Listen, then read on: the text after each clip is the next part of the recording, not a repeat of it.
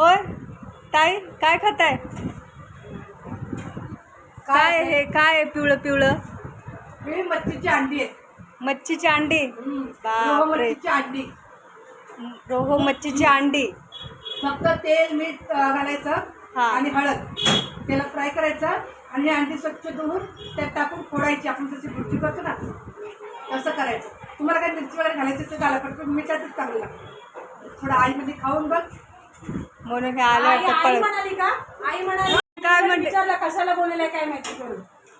इकडं काय चालू आहे काम? मच्छी बनवायचं. इथे मच्छी बनवायचं काम चालू आहे. कालवणातली मच्छी काढून डबल फ्राय करायची आहे, तर ते चालू आहे बघा. आणि ताई काय म्हणते ते? ताई म्हणतात आईने बोलवलं अंडी खायला. आईने नाही बोलवलंय, भावजेने बोलवलंय. ते नाव घेत नाहीत माझं. हो असं का करता हो नणंदबाई? भावजईला या मंडळी मच्छी खायला. या चला या पटापट.